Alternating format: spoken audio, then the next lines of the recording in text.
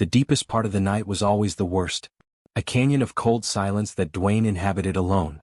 Outside the small cabin, the tangled pine woods were being smothered by a late winter blizzard. The wind moving through the massive pines with a sound like a grieving ocean. Snow piled in heavy, silent drifts against the windows. He'd insulated himself just months before. His work as a carpenter a constant, quiet battle against the encroaching cold. His cabin, perched at the very edge of the small mountain town, was the last bastion of light before the wilderness truly took over, a single warm ember in a world of white and gray. He lay in bed, the heavy quilt pulled up to his chin, his breath a faint cloud in the frigid air of the bedroom. The fire in the main room stove would be little more than glowing coals by now, a chore he'd have to face in the morning. He was used to the cold. He was used to the silence. It had been 4 years since the cabin held 2 heartbeats. 4 years since the silence felt anything other than absolute.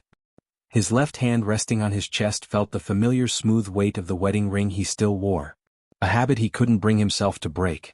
A small cold circle of gold that tethered him to a life that felt like it belonged to someone else. It was the uncharacteristic sound that pierced his rest. A noise so wrong, so out of place in the sterile frozen world that he was instantly awake. It was a sharp metallic scrape, a clatter coming from the kitchen. It sounded like a can falling, followed by the soft, unmistakable thud of something solid hitting the linoleum floor. His heart, which usually beat with the slow, steady rhythm of a man resigned to solitude, hammered once hard against his ribs. He laid perfectly still, straining to hear through the insulating blanket of the storm. Nothing. The wind moaned. But inside the house the silence was back, now heavier, more threatening.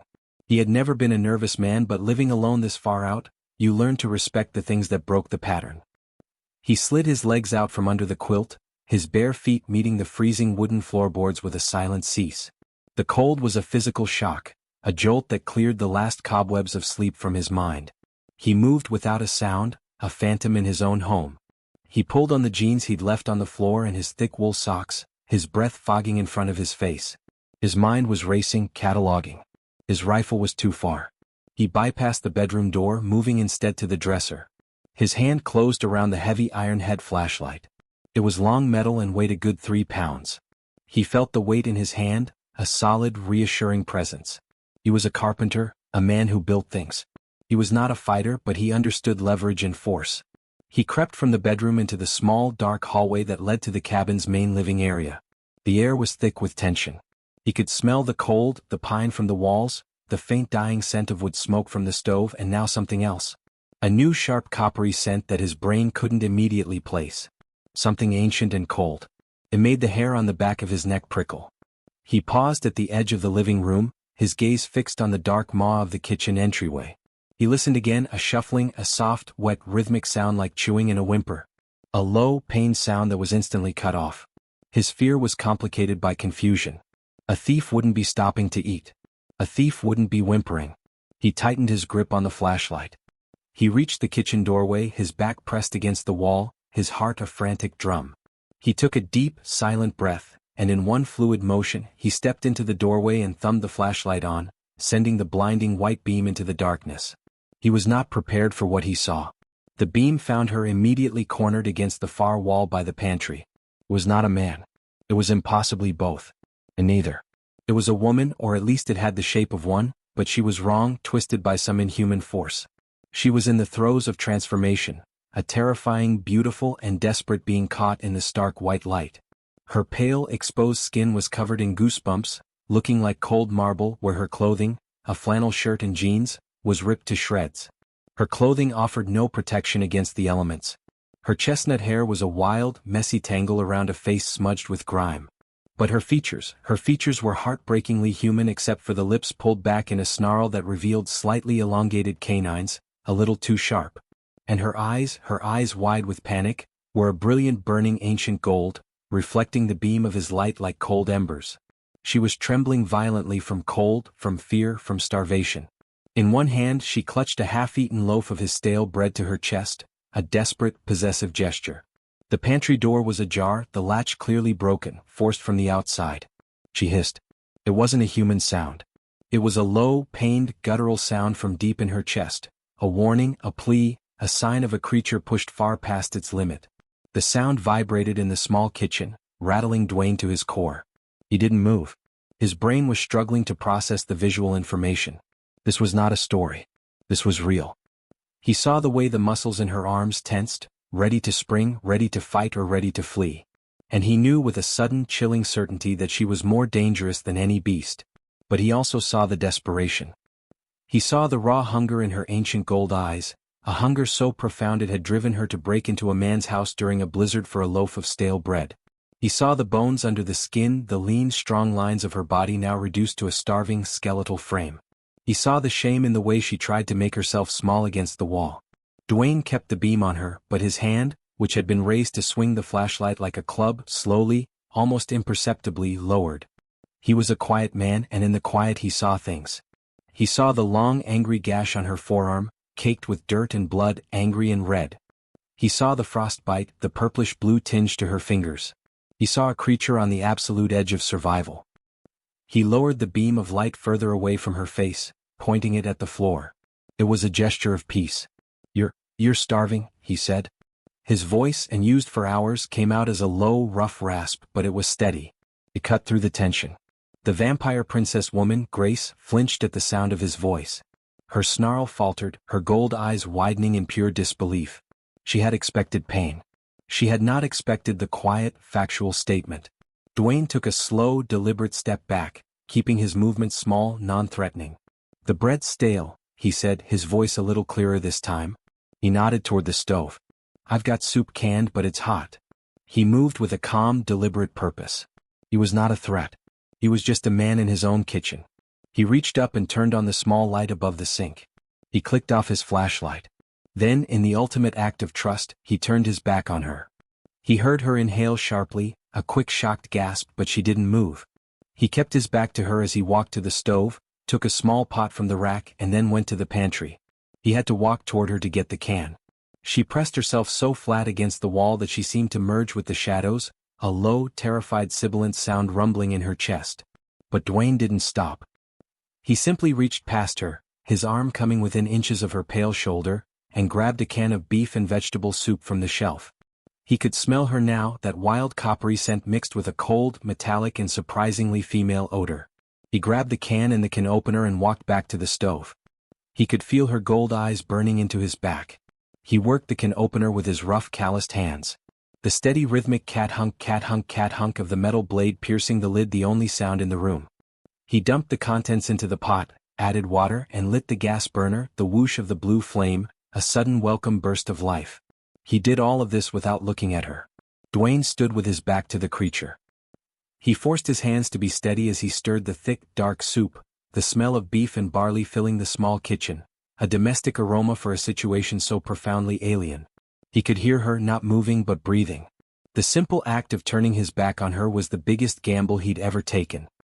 He poured the steaming soup into his largest, heaviest ceramic bowl, the clink of the metal ladle sounding deafeningly loud. He grabbed a spoon, tucked it into the bowl, and then taking a steadying breath, he turned around. Grace hadn't moved. She was still pressed into the corner, her gold eyes tracking his every tiny motion. He didn't walk toward her. Instead, he kept his steps slow and obvious, moving out of the kitchen and into the main room. He walked to the wide stone hearth of the fireplace. The hearth was the center of the cabin, the source of all warmth, and he was deliberately, symbolically inviting her into its circle. He placed the heavy bowl on the stone. The steam rose in a fragrant plume. He turned his attention to the fire, giving her a vital, necessary distraction. He knelt on the hearth, his back to her again, and began to work. He added dry kindling, his large, calloused hands moving with practiced economic grace. The fire caught with a satisfying soft whoosh, and a new bright orange light began to fill the room. He stayed there, kneeling, listening. He heard a scrape, a dry, hesitant sound like a nail on the wood floor. He heard a sharp inhale. He didn't turn. He just waited. Grace had watched him.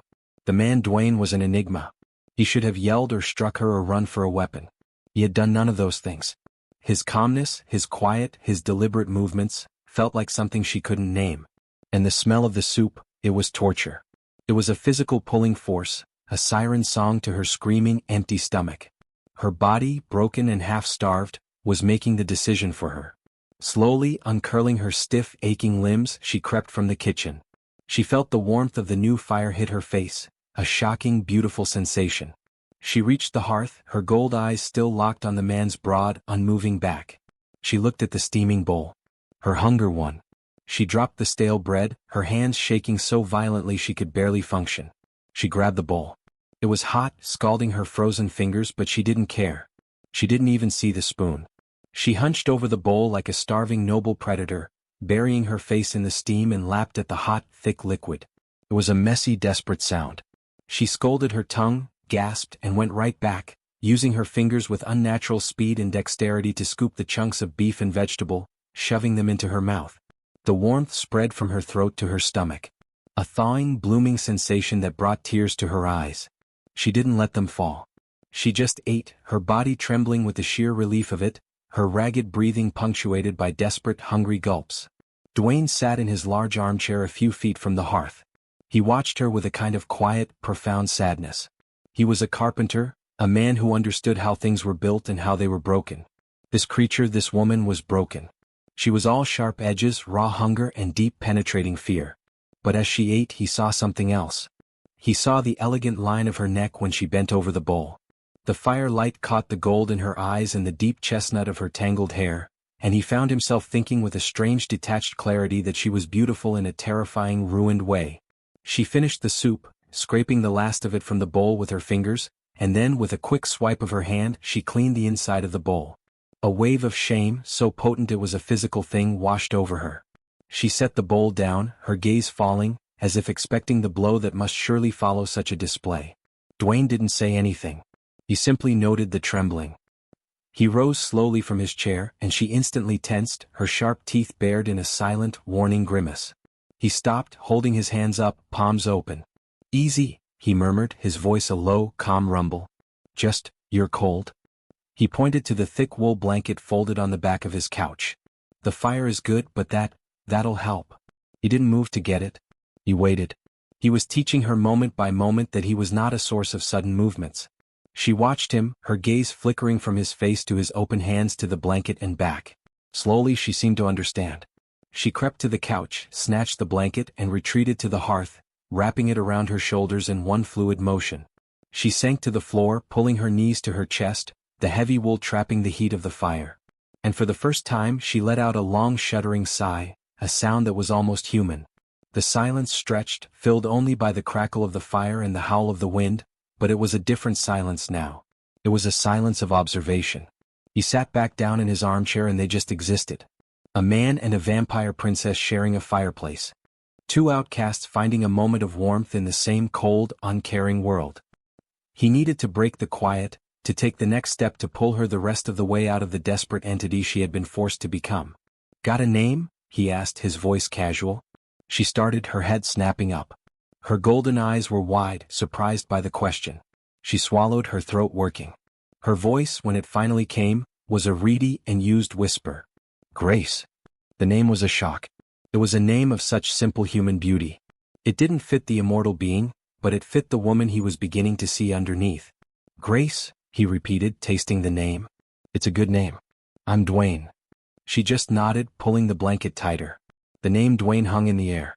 She looked at his hands, rough and large, and then her gaze drifted, drawn by a small glint of light. She saw the wedding ring on his left hand. The simple gold band looked worn, a permanent part of him. A pang of something, a feeling she couldn't identify, twisted in her gut. This kind, quiet man belonged to someone else. It made his kindness all the more confusing. As the warmth of the fire and the soup spread through her, the adrenaline that had been keeping her going for weeks finally began to recede. And with its retreat the pain came roaring back. She winced, a sharp, involuntary hiss escaping her lips as she shifted her arm. The gash throbbed with a dull, hot, angry pulse. Dwayne saw the wince. "You're hurt," he said, his voice flat. Before she could react, he was up from his chair, moving toward the small bathroom off the hall. She tensed, her body coiling, but he returned a moment later with his first aid kit. He sat back down in his armchair, a good 6 feet away, and opened the kit on his lap. "That'll get infected," he said, his voice practical. "The cold's been slowing it down, but the warmth from the fire, it'll make it fester. It'll go bad fast." Grace stared at him. She knew he was right. But to let him touch her, it was a violation. It was a submission. The only touches she had known for a long, long time were ones of violence. Dwayne saw the war in her eyes. He saw the pure, stark terror. He held up a bottle of antiseptic and a clean cloth, his large, rough hand surprisingly steady. "May I?" he asked. The question hung in the air, a profound, fragile thing. He was asking. The choice was hers. She looked at his face. His eyes were a deep, quiet brown, holding a loneliness that seemed to recognize her own. She looked at his callous hands, hands that could probably break her, but were instead offering to heal. He didn't smell like the others, the ones who had hunted her, who smelled of metallic rage and cold, possessive malice. Dwayne smelled of pine sawdust and dark coffee, and a faint lingering scent of a woman's perfume. He smelled safe. He smelled like home. Her body trembling, her mind screaming at her to run, she did the hardest thing she had ever done. She slowly, hesitantly held out her wounded arm. Dwayne didn't move immediately. He just nodded, a small, accepting gesture. He slid his chair closer, stopping just within reach. "This is going to sting," he said, his voice a low apology. He uncapped the bottle, and the smell of the antiseptic was sharp. He poured it onto the cloth, and then his hand, warm and solid, cupped her elbow to hold her arm steady. The touch was electric. Grace gasped. A sharp, choked sound.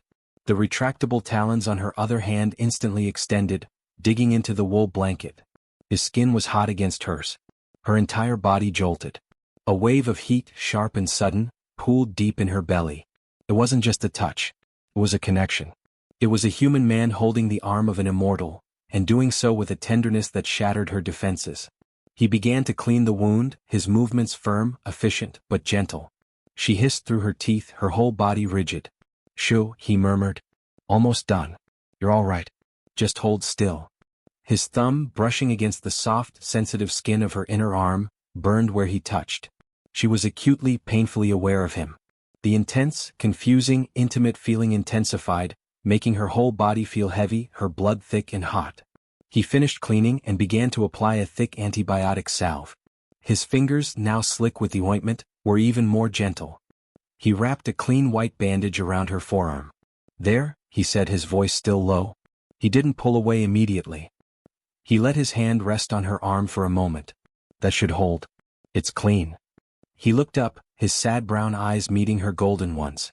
The space between them was charged, thick with unspoken, impossible things. Dwayne pulled his hand back, the connection broken. He packed his kit, stood, and his large frame seemed to fill the small cabin. "You can have the floor by the fire. You'll be safe here tonight," he said. "The blizzard's not letting up." Grace just nodded, her throat too thick to speak. She watched him walk to the couch and toss the pillow and a thick, heavy quilt onto it. "I'll take the couch," he said. He was giving her the place of honor, the place of warmth, and he was taking the position of the guardian, the sentinel. He busied himself checking the door lock and banking the fire in the stove. And then, with no more ceremony than that, he lay down on the couch, pulling the quilt over him, turning his back to her, a final stunning act of trust. Grace sat on the hearth, wrapped in the wool blanket, her stomach full of hot soup. She watched the broad, still shape of the man on the couch, the man who had seen the monster in her, and had chosen to feed the woman. She curled tighter. She felt the heavy pull of sleep, a truly safe, deep sleep. Her golden eyes grew heavy, and as she drifted off, she wasn't thinking about the hunters or the cold.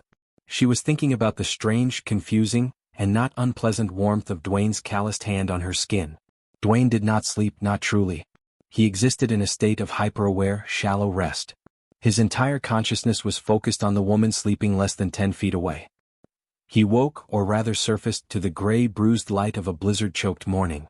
The world outside was a roaring, featureless wall of white. His first immediate thought was of her. He turned his head slowly. She was still there. The heavy wool blanket was a mound on the hearth, rising and falling with slow, deep, rhythmic breathing. He couldn't see her face, just a wild tangle of chestnut hair. He noted with a carpenter's eye for detail that the pallor he had seen on her arms last night seemed less pronounced. In the warm, safe air of the cabin in the depths of her sleep, she looked less like a monster and more like a refugee. This cabin had been his fortress of solitude for 4 years. He had just, without thought, invited a secret into that fortress. He eased himself off the couch. He needed to stoke the fire and he needed coffee. He moved to the hearth, his shadow falling over her sleeping form. She didn't stir. He knelt, his gaze lingering on her for a moment. She looked young. A wave of anger, cold and sharp, moved through him. What had been done to her to leave her in such a state? He turned his attention to the fire, adding logs. The fire caught, casting a new, warmer, flickering light across her sleeping face. She whimpered, a low sibilant sound in the back of her throat, and she burrowed deeper into the blanket, turning her face toward the heat. The sound did not frighten him. The kitchen was cold. The memory of the broken pantry latch and her hissing, cornered form came back with a fresh jolt. He ran a hand through his hair. He would have to fix the latch, but first coffee. He filled the old stovetop percolator, his hands steady. He set it on the gas stove. The whoosh of the blue flame was a comforting, familiar sound. He leaned against the counter, his arms crossed, his gaze lost in the swirling white void beyond the window. They were trapped. This was something else. He was trapped in his cabin with a vampire princess. He said the words in his head and they still sounded insane, but the evidence was sleeping by his fire. The smell of rich dark coffee began to fill the cabin, cutting through the cold, metallic scent his guest had brought into the tangle pines. When the coffee was done, he reached into the cabinet for a mug. He paused. He looked back into the main room at the sleeping form. Without allowing himself to second-guess the motion, his other hand retrieved a second mug, one that had belonged to Sarah. He stood there for a long moment, the two mugs in his hands, the weight of the decision, the transition from me to us, settling on him. He poured the black steaming coffee into both and walked back into the living room. Grace woke up not to a sound but to a feeling and a smell. The feeling was warmth. The smell was of wood smoke and something rich, dark, and wonderful. Coffee. Her eyes opened, heavy and slow. She was on a warm, smooth floor in front of a blazing, crackling fire. It all came rushing back. The man, the soup, the kindness. The clean, crisp bandage on her arm. It was real. She pushed herself up on one elbow. She felt a wave of human female shame, a feeling so long dormant it was a shock. And then she saw him, Dwayne. He was standing by the window, a solid, broad-shouldered silhouette. As if he could feel her gaze, he turned. His sad brown eyes met hers. He just nodded, then held up the second mug. It was an offering. Her throat felt thick. She pulled the blanket tighter around her chest, covering herself, and she gave a small, hesitant nod. Dwayne walked over. He didn't hand the mug to her. He knelt and placed the mug on the stone hearth within her reach. He respected her. "Blizzard's worse," he said, his voice a low, gravelly rumble. "We're not going anywhere." She reached for the mug. She looked at her hands. The shift had receded almost completely. Her nails were still thick, strong, and a little too sharp, but her fingers were fingers. The pale, marble-like skin was evident. She wrapped her hands around the hot ceramic. She sipped. The coffee was black, strong, and scalding, and it was the most wonderful thing she had ever tasted. It was a human ritual. "Why?" she whispered, her voice rough. Dwayne moved back to his armchair. "Everyone deserves to be warm," he said finally, because it was the simplest, most honest truth. They sat in silence. She was aware of him as a man, a large, quiet, solid presence that was impossibly not a threat. He was aware of her as a woman, an immortal entity of hidden depths, her golden eyes clear and bright in the morning light, watching him with a new sharp, calculating intelligence. The raw, ancient desire was still there, but it was buried deep beneath layers of trauma and survival. It was the simple awareness of two bodies sharing a small warm space, a male and a female, an unspoken assessment. The knock shattered the moment. It wasn't a knock. It was a pounding. A heavy, furious, demanding sound. Boom, boom, boom. The change in Grace was instantaneous and terrifying.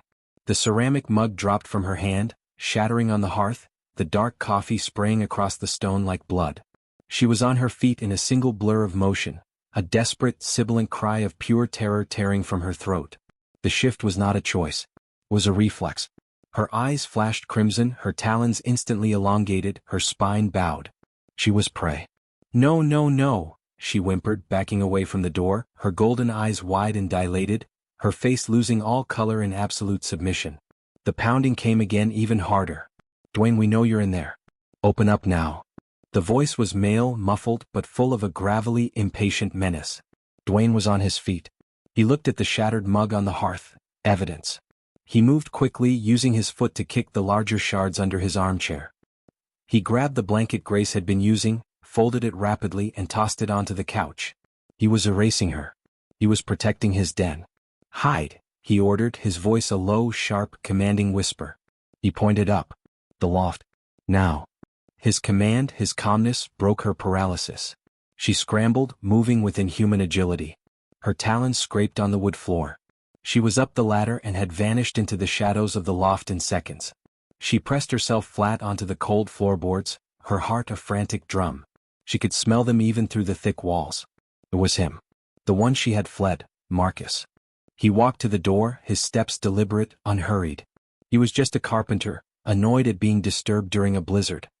He reached the door, his hand resting on the heavy wooden bar. He took one last steadying breath, and then with a smooth, heavy motion, he slid the bar back and pulled the heavy door open. A wall of white ice and wind slammed into him, blasting into the warm cabin. 3 men stood on his porch, 3 mountains in heavy winter clothing and leather. The one in the lead was Marcus. He was built like a bear, a truly massive man. His eyes were small, black, and utterly devoid of warmth. "Dwayne," Marcus grunted. He leaned forward, trying to peer past Dwayne into the cabin. He sniffed, his nostrils flaring, a strangely quick, assessing gesture. "We're tracking a rogue, vicious thing busted into the general store last night, tore the place apart," Marcus said. From the loft, holding her breath so hard her lungs burned, Grace squeezed her eyes shut. A lie. She had been at the general store and stolen a box of crackers, but she had not torn the place apart. They were building a narrative, painting her as an uncontrollable entity to justify the hunt. To justify killing her. Marcus sniffed again, his small eyes narrowing. "Smells cozy in here. You alone, carpenter?" The question was casual, but the implication was not. Dwayne didn't move. He leaned his shoulder against the doorframe, his body a solid, immovable block, preventing any view into the cabin. "What I am is cold, Marcus," he said, his voice flat, his tone bored. "And you're letting all the warmth out." "We found tracks," the second man, Lyle, hissed from behind Marcus. "Her tracks led right to your property line." Dwayne shrugged, a small, dismissive gesture. "Tracks blow away in this. You're tracking a ghost. I've been up for an hour. Haven't seen anything but snow since yesterday." He looked past Marcus. "Whatever you're hunting is probably long gone or long dead by now. You're wasting your time." Marcus's eyes narrowed into tiny black slits. He stared at Dwayne, a long heavy silence stretching between them. Dwayne was just a quiet human. He was harmless, but he was also not afraid, and that bothered Marcus. Marcus took another sniff, a deep pulling inhalation. He could smell the coffee, but underneath it he smelled something else. The faint lingering cold, metallic scent of her, and that faint sharp coppery tang of antiseptic. "You sure, carpenter?" Marcus said, his voice a low, dangerous purr. "It's a bad idea to lie to those who govern. We protect this town." Dwayne met his gaze. His eyes were now as cold, as hard, and as unyielding as the frozen iron of his flashlight. "I'm not in your gang, Marcus, and I'm not lying," he said, his voice dangerously quiet. "I'm cold and I'm busy. I saw nothing. Now, if you'll excuse me, you're freezing out my house." He didn't wait for a reply. He put his shoulder into the heavy wooden door, pushing it against the incredible buffeting force of the blizzard. Marcus, surprised by the sudden, dismissive action, had to take a half step back to avoid being hit. The door slammed shut. Dwayne immediately slid the heavy wooden bar back into place, the thunk of the wood sealing them in, sealing Marcus and his men out. He stood there for a long moment, his back to the door. He was shaking, a fine, deep tremor. It was the adrenaline and the profound seismic shock of his own actions. He had lied directly to the face of Marcus, the unofficial, brutal leader of the gang of hunters that lived on the mountain's edge. And he had done it for an immortal he had known for less than 12 hours. He had chosen. He was in this, whatever this was. He turned from the door, his gaze going to the dark, shadowed opening of the loft. "They're gone," he said, his voice just loud enough to carry. "For now. You can come down. It's safe." He heard a sound from above, a small shuffling scrape. He turned away, deliberately offering her the privacy of his averted gaze as she descended. He heard her feet land softly on the wood floor, a near silent thud. When he turned back, she was standing by the ladder, her body wrapped in the wool blanket. She was trembling not from the cold but from the adrenaline crash. Her form was almost entirely human again. Her skin had regained a healthy pallor, though her golden eyes were still wide, dilated with the fading echoes of her terror. "They'll come back," she whispered, her voice a reedy, broken thing. "Maybe," Dwayne said, his voice practical. "But the blizzard is a friend for now. It's hiding your tracks and it'll keep them from moving too fast." He looked at the shattered mug on the hearth, the dark stain of coffee spreading across the stone. "But we're stuck. This storm is settling in for at least another day, maybe 2. The cabin, which had always been his sanctuary, was now a shared cage. The air inside it was thick with a new kind of tension. He knelt, his broad back to her, and began picking up the larger shards of ceramic. He was aware of her watching him, a silent, trembling witness to his quiet domestic act. Grace watched him. He was not panicked. He was not angry. He had just faced down 3 hunters for her. And now he was cleaning up her mess. Dwayne was a puzzle she couldn't solve. He was a provider, a protector. But he was also a man, and her body, which had been in a state of primal asexual survival, was beginning to thaw. It was registering things. The way his shoulders filled out his flannel shirt as he knelt, the size of his hands, the low rumbling timbre of his voice, which impossibly made her feel safe. She was acutely, painfully aware of him. She was also aware of her own filth, her tattered clothes, her weakness. I'm sorry, she whispered. About the mug. It was chipped anyway, he said, not looking up. He dumped the pieces into the metal kindling bucket. He stood, then looked at her. Are you hungry? It was the second time he had asked her that, and the question, in its simple, nurturing way, was more intimate than a touch. She nodded, a small, shy movement. All right, he said as if it were the most normal thing. I'll make something. Bacon, eggs, something hot. He moved to the kitchen. As he moved in the small U-shaped kitchen, the smell of bacon frying in the cast-iron skillet began to fill the air, a rich, smoky, domestic scent. She stayed on the hearth, pulling the blanket tight, watching him. He cracked eggs into a bowl, his large hands surprisingly gentle. He was a builder, a man of solid, steady movements. She felt a deep aching pull toward him, the pull of safety, of warmth, of food. But it was more. It was the profound, deep-seated desire of a creature finding its partner. And that, more than Marcus, scared her because it was a betrayal of the coldness that had kept her alive. Can I do something? She asked, her voice still small. Dwayne looked up, surprised. He saw the look in her eyes, that desperate need to not be useless. The coffee. I need to make more, he relented. The pot is there. Slowly she stood, letting the blanket drop to her shoulders like a cape. She walked into the kitchen. Her tattered appearance was a stark, brutal contrast to the homey, pine-walled room. He was acutely aware of her proximity. He was at the stove. She was at the counter, their backs separated by maybe 2 feet of air. The space was charged, hot, and thick with the smell of food. She fumbled with the percolator, her hands, still more used to talons than coffee grounds, shaking slightly. She needed the jug of water. Excuse me, she whispered. Dwayne didn't move fast enough. He turned and she was there, closer than he had anticipated. Her shoulder brushed against his chest. It was nothing. It was everything. It was the first non-clinical, non-violent contact they had made. A jolt, like a live wire, passed between them. He felt the softness of her through his shirt. She felt the solid, warm wall of his chest. They both froze for a fraction of a second in a state of shared, breathless shock. Her golden eyes, wide and startled, flew to his. He saw the panic in them, but he also saw a spark, a flicker of heat. He stepped back, his heart hammering for a reason that had nothing to do with Marcus. Sorry, he muttered, turning back to the bacon. It's fine, she stammered, grabbing the water jug. The rest of the breakfast preparation was done in a thick, vibrating silence. He put a plate of bacon and scrambled eggs on the small wooden table. He gave her the larger portion. They sat on opposite sides of the table. They ate. This is good, she said finally, her voice small. Thank you. It's just eggs, he replied, but he was pleased. The simple act of sharing a meal was more intimate than any conversation. After they ate, a new awkward tension set in. Grace stood, gathering the plates. She had to do this to prove she was not just a burden. I'll wash, she said, a statement, not a request. Dwayne nodded, understanding her need. The water in the jug is for drinking. The sink water is just melted snow. It's cold, he warned. She didn't care. She took the plates to the small kitchen sink. Her back to him. She began to wash, her movements clumsy, fumbling with the slick ceramic plates.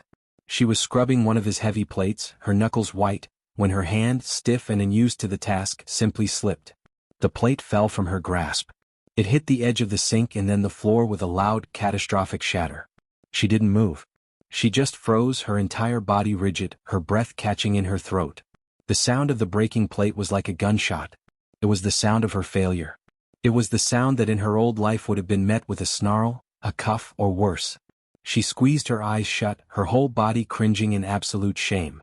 She was waiting for the yelling. She was waiting for the anger. She was waiting for him to finally confirm that she was the monster, the rogue, the vicious thing that broke everything she touched. Dwayne was on his feet in an instant, not in anger but in concern. He saw her. Her back was to him, but her posture was that of a terrified, beaten captive. She was braced for a blow. The realization hit him like a physical blow. He stopped his own brief flash of annoyance, replacing it with a deep, profound ache. He walked slowly into the kitchen, his steps deliberately heavy. He went past her, grabbed the small dustpan and brush and knelt.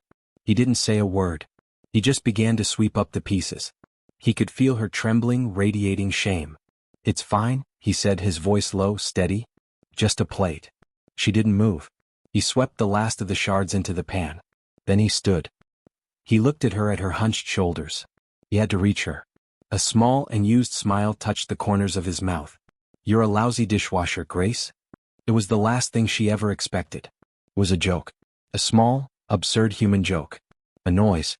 A sound she hadn't made in months bubbled up from her chest. It was a choked, half-sobbing sound that halfway out turned into a laugh. It was a rusty, surprised sound, but it was a laugh. It shocked her so much that she turned, her wide, golden eyes still wet with unshed tears, staring at him in disbelief. He was smiling, a small, sad, kind smile. I'm sorry," she said again, but this time a small answering smile, a flicker of one, touched her own lips. "Don't be," he said, his voice gentle. "I've got more." The intimacy of that shared broken plate laugh, the way it had shattered her terror, was more potent, more real than the accidental electric touch. The tension was gone, replaced by a new, softer, more comfortable quiet. I'll be more careful," she offered, her voice still shaky. "Don't worry about it," he said. He dumped the pieces and put the dustpan away. The immediate crisis was over. The cabin was quiet again, just the wind and the fire. She was less spectral, more human than he had ever seen her, and she was watching him. She was looking at the photograph on the mantel. Dwayne, younger, his arm around a woman with a wide, bright smile, Sarah. "She was beautiful," Grace said, her voice soft. Dwayne, who had been watching the fire, started. "Yeah," he said, his voice thick. She was. Grace just watched the fire, her golden eyes reflecting the flames. "It's hard," she said, not as a question but as a shared truth, being alone. He looked at her, truly looked at her. A vampire princess, a refugee, a creature of the shadows, and she had just cut right to the core of his entire existence. "It has been," he said, the admission costing him. "It's been for years." She just nodded, a slow, understanding gesture. She accepted his truth and sat with him in it. In the small, warm cabin, two outcasts, a man who had lost his world and a woman who was hunted by hers, sat by the fire, the shared, unspoken confession of their loneliness, a fragile, new and terrifying bond between them. The second day of the blizzard found the cabin in a state of suspended animation. The storm had intensified, sealing them in. The hours had passed in a strange, charged quiet. Dwayne had given her one of Sarah's old sweaters and a pair of his own wool socks. The cabin was warm, the air thick with the scent of pine, brewing coffee, and the faint, musky and undeniably female scent of Grace herself. But as the pale gray light of the second day began to bleed into early twilight, the fragile peace began to splinter. Grace had become restless. The quiet, watchful woman was gone, replaced by a being of tightly wound, ancient anxiety. She began to pace, her movements tight, her muscles bunched under the borrowed sweater. She was hot, her skin flushed, and her breathing was becoming shallow, almost panting. She would stop, her head cocked as if listening to a sound he couldn't hear, a low, pained moan escaping her throat. Dwayne knew with a sinking practical certainty that this was not a normal sickness. The hidden oppressive weight of the blood tide, buried though it was by a mile of swirling cloud and snow, was a poison in the air, a tidal pull on her blood. Her human form and her true nature were locked in a painful, feverish stalemate. "Grace," Dwayne said, his voice quiet. He moved into her path, forcing her to stop. She flinched, her golden eyes wide and unfocused. "What's wrong?" he asked and reached out, his hand large and warm, placing it on her forehead. She was burning. She gasped, a sharp, choked sound. "You're on fire," he murmured, his hand a grounding, steady weight. She whimpered, a low, agonized cry of pure misery. I don't," she panted. "It hurts." Her hands, her talons which were trying to force their way through her human skin, flew to her throat, tearing the collar of the borrowed green sweater. The soft wool ripped, exposing the pale, sweat-licked skin of her shoulder and collarbone, and he saw it. Dwayne's breath caught in his chest. His gaze was locked on the ruined flesh, a brutal, ragged, and unnatural scar. It was shaped impossibly like a claw, 3 deep parallel lines gouged into her. It was a brand, a mark of ownership. This was the reason for the hunt. His mind, so practical, filled with a sudden, cold, and utterly silent fury. His voice, when it came, was the quietest, most dangerous sound she had ever heard, a whisper of cold, hard steel. "Who did this to you?" She saw where he was looking. Her hand flew up to cover the mark, a gesture of pure instinctive shame. It's nothing," she stammered. "It's from a bear," she lied. Dwayne's eyes never left her face. His silence was a demand for the truth. And she broke. A dry, racking, agonizing sob tore from her throat. "Marcus," she whispered. He was supposed to be my mate. It was an arrangement. I refused. He didn't like that. He said I was his property whether I wanted it or not. He did this. He marked me. He said it would show everyone who I belonged to." Her voice broke. I ran that night. He called me rogue. He told his hunters I was vicious. He's been hunting me to drag me back or to kill me." Dwayne stood perfectly, dangerously still, absorbing every word. This was the story of a woman, a young, terrified woman fleeing a brutal, violent, and possessive abuser. The vampire princess part, it was suddenly, shockingly irrelevant. She was a victim and he felt a purpose. He felt rage. He stepped forward and Grace flinched, expecting the blow. But Dwayne walked right into her space, his large, warm, solid presence surrounding her. He reached out, his fingers shaking almost imperceptibly, and gently, deliberately moved her hand away from the scar. His fingers, warm and rough, brushed against the ruined, raised flesh. She hissed, expecting pain, but his touch was not one of possession. It was a touch of witness, of acknowledgement. He looked from the scar to her terrified, golden, tear-filled eyes. "No one," he said, his voice a low, gravelly, and utterly final primal snarl, a sound of deep, protective fury she had never heard from Marcus, "will ever touch you again." The words, his touch, it was the breaking point. This man, this human, had just claimed her not as property, but as something to be protected. The fever, the fear, the rage, it all coalesced into a single, overwhelming and terrifying new sensation. Need. A profound, aching, and elemental need for him. She leaned into his hand, pressing the scar into his palm, a nonverbal plea. The air between them was a pure combustible electrical field. He was so close. His own breath was unsteady, his gaze dropping just for a second from her eyes to her mouth. He recognized the raw, deep, and profoundly female heat radiating from her. He lowered his head, his own movements slow, hesitant, giving her a choice. Grace did not take it. Every instinct, new and old, human and immortal, was screaming at her that this man was safe, that this man was hers, that this man was home. She met him. She didn't wait. She surged up, her hands coming up to grip his flannel shirt, and she crashed her mouth against his. It was not a kiss of romance. It was a collision of desperation, of starvation, of 2 bone-deep, lonely outcasts. His initial shocked stillness lasted only a second before his own, long-buried need roared to the surface. His hand left her scar, his other arm snaking around her waist, pulling her in. A growl, a low male sound of possession, and a long-starved hunger rumbled in his chest. His mouth opened against hers, taking, claiming, answering. It was hot and needy and a promise and a rescue. The kiss was a drowning. His hands, those calloused carpenter's hands, were moving with a desperate, possessive instinct. He tasted the salt of her skin, the unique wild musky flavor that was purely Grace. For Grace, the world had contracted to this single point of contact. The fever, the fear, the pain, it all vanished. Her talons were forgotten, her hands fisting in his shirt, pulling him closer. It was a kiss of shared, profound starvation, confirming they were both still alive, and both, after so long, devastatingly, achingly alone. The world shattered, not in a metaphorical sense, but in a literal, violent explosion of wood, ice, and sound. There was no knock. There was no warning. There was only a catastrophic splintering crash as the heavy wooden bar was broken in two, the door itself slamming open, torn from its lower hinge. A wall of white, a physical, tangible blast of snow, ice, and hurricane-force wind erupted into the cabin. They were torn apart, stumbling back. Dwayne, his body instantly moving to shield Grace, stared at the ruined doorway. There stood a creature of power and malice, framed against the swirling white chaos, a man draped in leather and ice.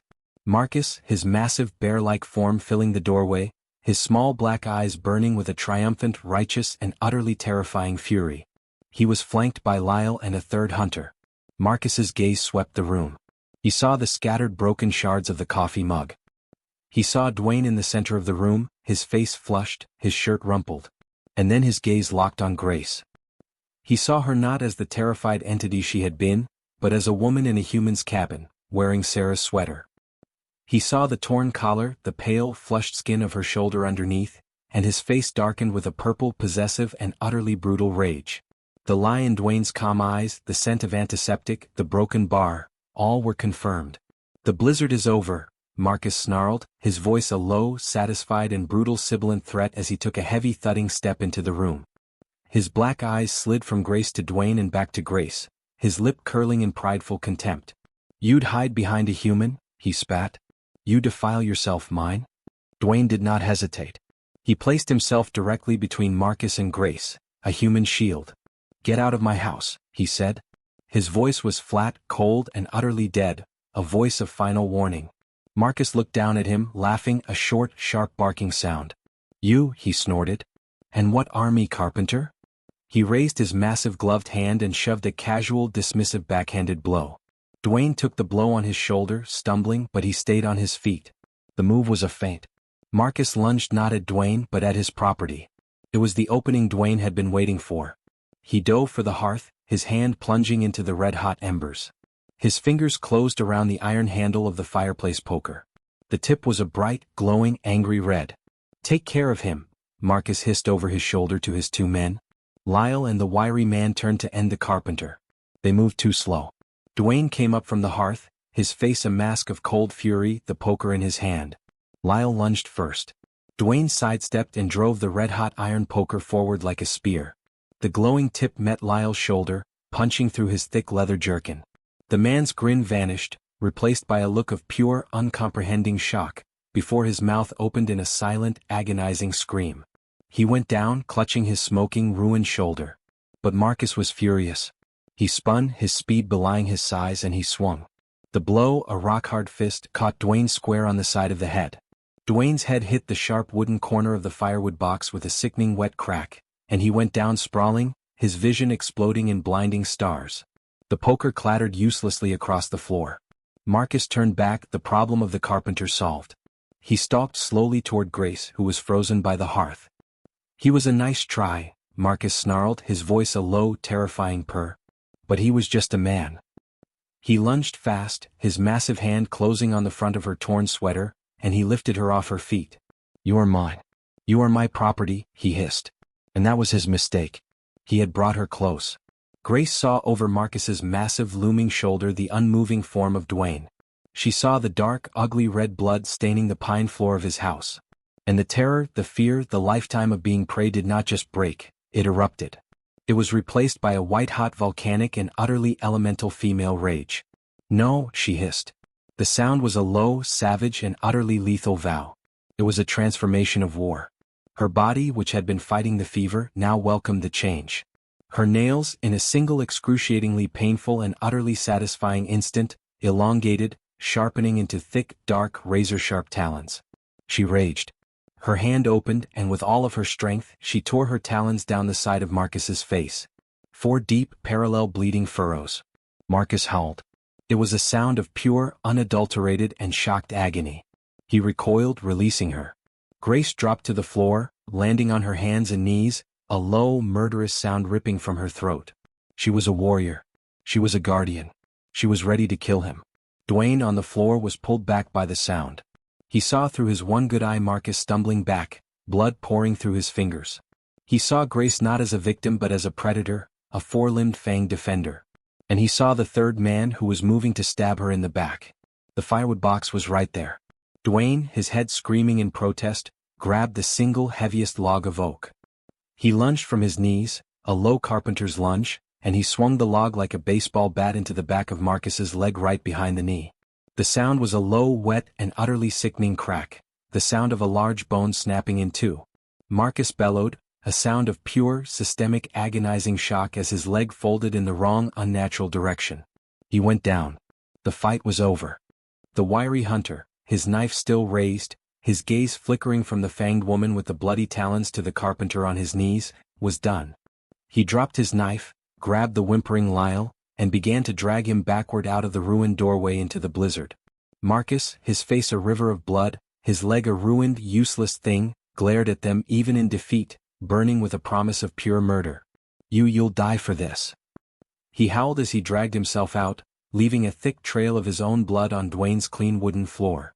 Dwayne staggered to his feet. Grace was at his side in an instant, her rage replaced by a new, fierce protective energy. Together, a partnership of two, a carpenter and a vampire princess, they shoved the heavy, broken door back into its frame. Dwayne slammed the splintered bar into its shattered brackets. The final definitive thunk was the loudest, most beautiful sound in the world. The cabin was a sudden roaring vacuum. The agonized cries, the wet crack of bone, all gone. Dwayne leaned his exhausted weight against the broken door. "Grace," he rasped. The sound of his voice broke the spell. Her head snapped toward him. She saw the blood. She saw the unnatural, dazed way he was leaning against the door, and the volcanic fury transformed. It shifted in an instant from a weapon of war to a tool of care. The low sound in her throat died, replaced by a low, anxious, and utterly feminine whimper. "Dwayne," she whispered, the name a breath of pure terror. You're bleeding." She rushed to him. His knees finally gave out and he folded, a heavy, boneless weight, but she was there, her small, strong body catching him. "You are not fine," Grace commanded. "The chair, now sit." With a strength born of her unique, true nature, she half-dragged, half-guided his stumbling form across the small, wrecked room and deposited him into his armchair by the hearth. She was a medic. She grabbed his first aid kit. "Hold still," she commanded. She looked at his wound, an ugly, deep 2-inch gash above his temple. This is going to sting," she said, the exact words he had said to her. Her small, warm hand cupped his jaw, tilting his head. Dwayne stopped fighting.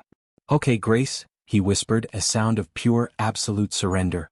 The antiseptic was a searing fire, and he hissed through his teeth, his large carpenter's hand flying up to grab her free arm in a bone-tight, agonizing grip.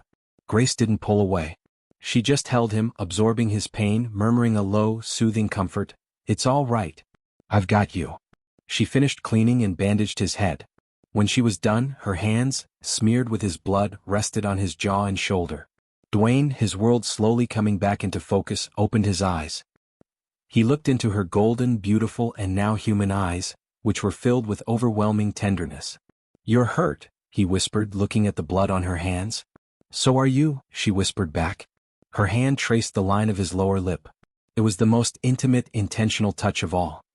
He turned his head slightly and pressed a kiss, a slow, gentle, and utterly devastating kiss into the palm of her hand, the one that was smeared with his own blood. Grace's breath hitched. That simple, reverent gesture was more profound than the desperate kiss before. She leaned in, her body moving, and she kissed him. This was the real kiss. This was a joining. It was slow. It was deep. It was a promise and a home. His mouth softened under hers, accepting, welcoming. His hands came up to her hands, holding them as she kissed him, a quiet, gentle, and utterly possessive gesture. It was a kiss that healed.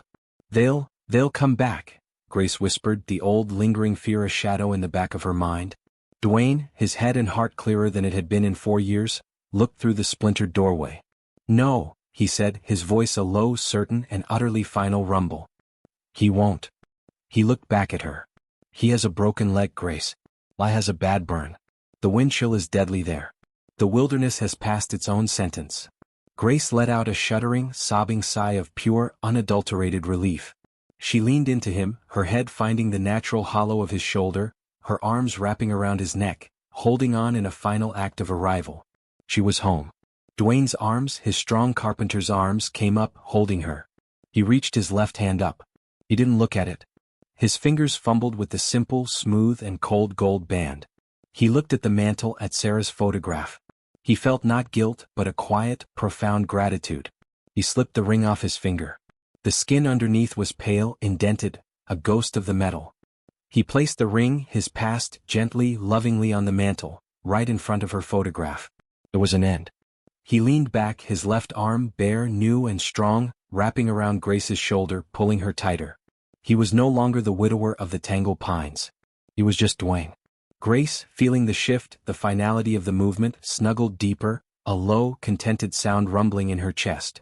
The sun, a real, true and golden sun, now broke through the clouds, streaming through the broken, ruined doorway, bathing them at last in a new and very, very warm light.